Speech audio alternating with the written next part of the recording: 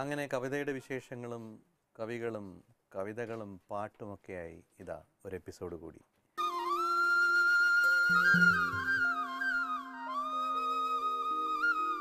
ഇത്തവണ നമ്മളോടൊപ്പം ഉള്ളത് മലയാളത്തിലെ സമകാലീന കവികളിൽ വളരെ പ്രശസ്തനായ ശ്രീ മുരുകൻ കട്ടാക്കടയാണ്.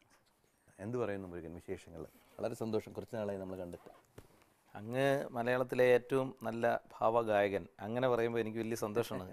ചെറിയൊരു അഹങ്കാരവും തോന്നും. കാരണം ഞാൻ എൻ്റെ കാട്ടാക്കടയിലെ ക്രിസ്ത്യൻ കോളേജ്, അവിടെ ഡിഗ്രി കഴിഞ്ഞാൽ PG ഇല്ലായിരുന്നു ഞാൻ പഠിക്കുന്ന കാലത്ത്.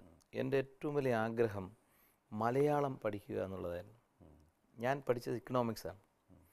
അപ്പം മലയാളം MAക്ക് വേണ്ടി ഞാൻ എല്ലാ കോളേജുകളിലും കൊടുത്തു നോക്കി. അന്ന് എന്നെക്കൊണ്ട് കഴിയില്ല. എൻ്റെ ഒരു ജീവിത സാഹചര്യം വെച്ച് ഡിഗ്രിക്കൊന്നും മലയാളം എടുത്ത് പഠിക്കാൻ തിരുവനന്തപുരത്ത് വരാൻ ഉള്ള ശേഷി എനിക്കില്ലായിരുന്നു. എന്ന് പറഞ്ഞാൽ എൻ്റെ ജീവിത സാഹചര്യങ്ങൾക്കില്ലായിരുന്നു. അങ്ങനെ മലയാളം പഠിക്കാൻ കഴിയാതെ പോയി. PGക്ക് വേണ്ടി ശ്രമിച്ചിട്ട് നടക്കാതെ പോയി. കാരണം ഈ സെക്കൻഡ് ലാംഗ്വേജ് ആയിട്ട് മാത്രമല്ലേ മലയാളം പഠിക്കുന്നത്. അപ്പോൾ അവർക്ക് ഒരു 3-ാം സ്ഥാനം 4-ാം സ്ഥാനമേ കിട്ടൂ. ആ ചുരുക്കിലാണ് മലയാളം പഠിക്കാൻ കഴിയാത്തതിൻ്റെ വാശി തീർക്കുകയാണ് ഞാൻ എൻ്റെ കവിത എഴുതി. പിന്നെ എൻ്റെ ഏറ്റവും വലിയ ആഗ്രഹം പാടുക, സംഗീതം പഠിക്കുക എന്നുള്ളതാണ്. അതിന് ഒരുപാട് ശ്രമം നടത്തി നോക്കി ഞാൻ, നടന്നില്ല. ഗവൺമെൻറ് ആർട്സ് കോളേജിൽ പഠിക്കുമ്പോൾ തൊട്ടടുത്തല്ലേ സ്വാതിരുന്നാൾ സംഗീത കോളേജ്. അപ്പോൾ അവിടെ രാവിലെ കുട്ടികൾ, എനിക്ക് തോന്നുന്നു പഠിത്തത്തിൻ്റെ ഭാഗമായിട്ടോ എന്തെങ്കിലും ആയിരിക്കാം, അവർ ചില സമയങ്ങളിൽ ഇങ്ങനെ പാടും. അപ്പോൾ ഞാൻ താഴെ നിന്നത് കേൾക്കും. ആ ചുരുക്കിലാണ് ഞാൻ ഉറക്കെ ചൊല്ലുന്നത്. പക്ഷേ ഈ കവിത വായിക്കുന്നതിൽ തന്നെ ഒരു സെക്ഷൻ, അല്ലെങ്കിൽ കവിത ഇഷ്ടപ്പെടുന്നവരിൽ പലർക്കും ഈ ചൊല്ലിപ്പതിപ്പിക്കുന്നതിനോടൊരു അവർക്കൊരു എതിരായിട്ടുള്ള ഒരുപാട് പേരുണ്ട്. ഇപ്പം കവിത ചൊല്ലുന്നതിലല്ല, ചൊല്ലുന്നത് തെറ്റാണ് എന്ന് പറയുന്നത് താങ്കളുടെ അഭിപ്രായം എന്താണ് ഇതിനെക്കുറിച്ച്? തെറ്റാണ്, വൃത്തികേടാണത്. അങ്ങ് പിന്നെ ചൊല്ലിയല്ലേ ആർദ്രമീധനുമാസരാവുകളിലൊന്നിൽ NN കക്കാടിൻ്റെ സഫലമീയത്ര വായിച്ചെല്ലാവർക്കും ഇഷ്ടമാണ്. പക്ഷേ ഇത് വായിക്കാൻ കഴിയാത്ത നിസ്വരായ സാധാരണക്കാരായ മലയാളികളുടെ ഹൃദയത്തിൽ പോലും അത് എത്തിയത് അങ്ങനെ ചൊല്ലിയത് കൊണ്ടല്ലേ. യാത്രാമൊഴി ചുള്ളിക്കാടിൻ്റെ ഞാൻ പറഞ്ഞത്.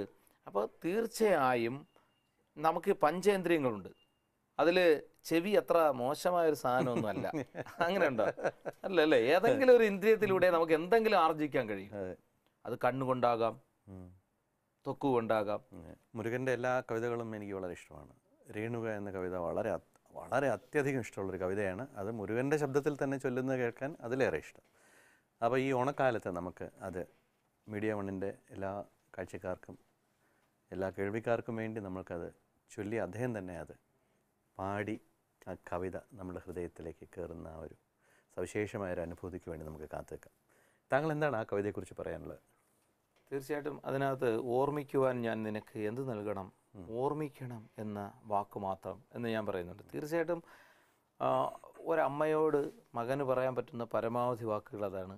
ഒരു കാമുകിയോട് കാമുകന്, കാമുകനോട് കാമുകിക്ക്, ഭാര്യയോട് ഭർത്താവിന് പറയാൻ കഴിയുന്ന ആത്യന്തികമായ വാക്കുകൾ നിസ്വാർത്ഥമായി പറയാൻ പറ്റുന്ന അത്രയേ ഉള്ളൂ. ഓർമ്മിക്കുവാൻ ഞാൻ നിനക്ക് എന്ത് നൽകണം എന്ന് ചോദിച്ചാൽ ഓർമ്മിക്കണം എന്നേ ഉള്ളൂ, അല്ലേ? ഓർമ്മിക്കുക എന്ന് പറയുന്നത് വളരെ പ്രധാനപ്പെട്ടൊരു കാര്യമാണ്. രേണുക്കേ നീരാഗരേണു കിനാവിൻ്റെ നീലക്കടമ്പിൻ പരാഗരേണു പിരിയുമ്പോഴേ തോന്നനഞ്ഞ കൊമ്പിൽ നിന്നു നിലതെറ്റി വീണ് രണ്ടിലകൾ നമ്മൾ.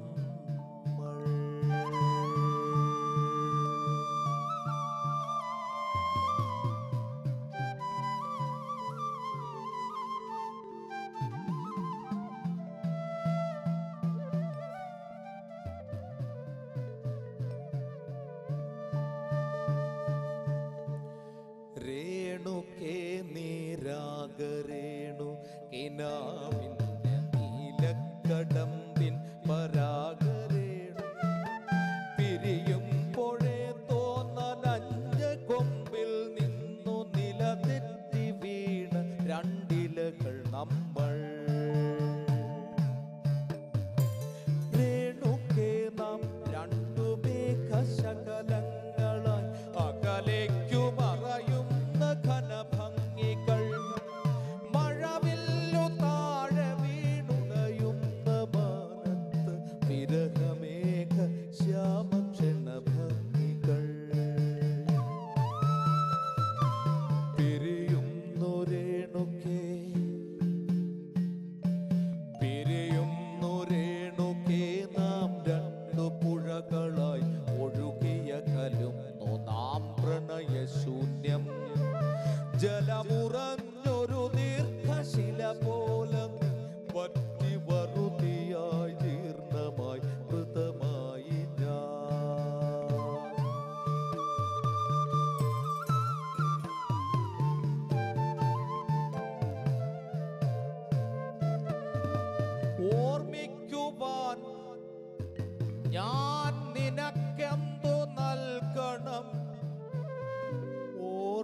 ഓർമ്മിക്കണം എന്ന വാക്കുമാത്രം.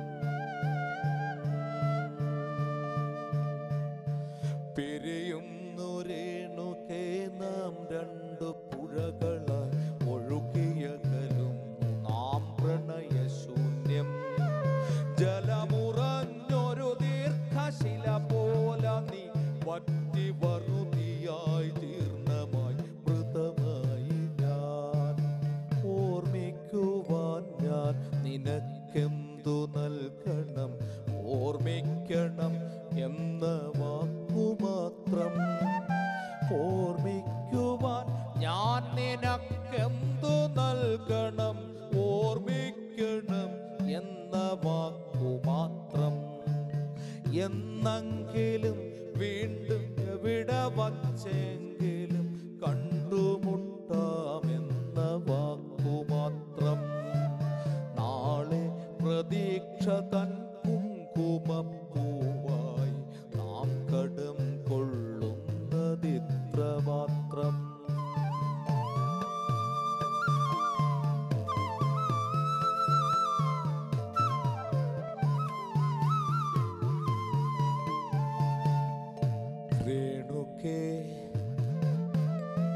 രേണുകേ നാം രണ്ടു നിഴലുകൾ, ഇരുളിൽ നാം രൂപങ്ങളില്ലാക്കിനാവുകൾ. പകലിൻ്റെ നിറമാണ് നമ്മളിൽ നിനവും നിരാശയും.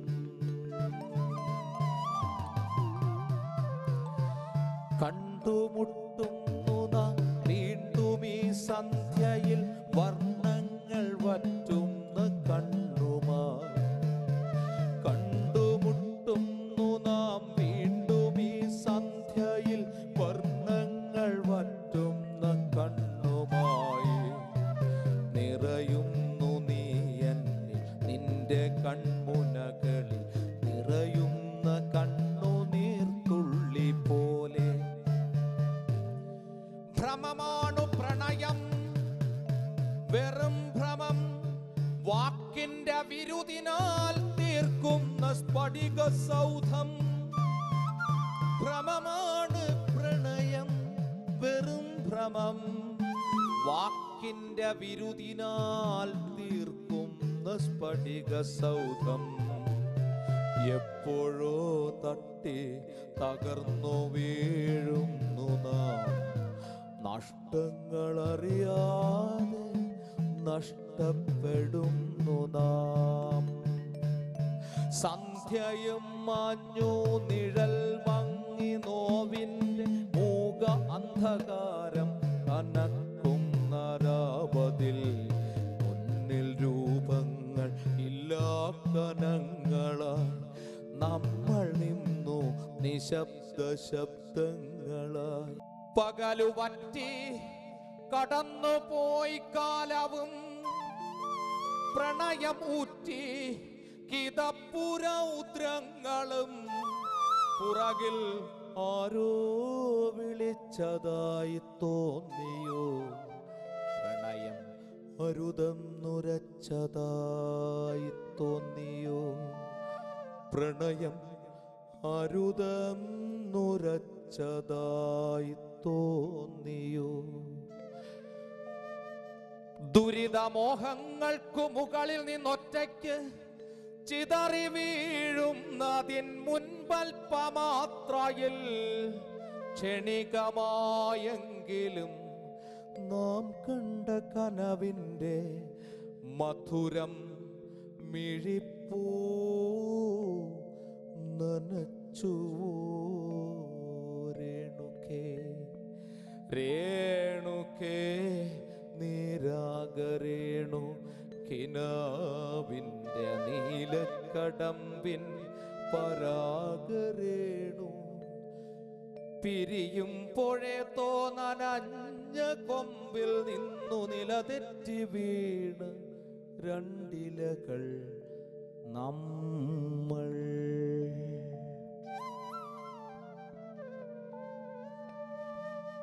മനോഹരമായിരുന്നു മുരുകൻ. ഞാനത് ശരിക്കും ഇവിടെ ഇരുന്ന് ആസ്വദിക്കുകയായിരുന്നു. കാരണം ഇതിനകത്തൊരു ശരിക്കൊരു ശാസ്ത്രീയത വരുന്ന അതിൻ്റെ വളരെ കൃത്യമായിട്ട് ഒരു കാനഡ എന്ന് പറയുന്ന രാഗം നിബദ്ധമായിട്ടാണ് ചെയ്തിരിക്കുന്നത്. ഒരിടത്ത് പോലും രാഗം മാറുന്നില്ല.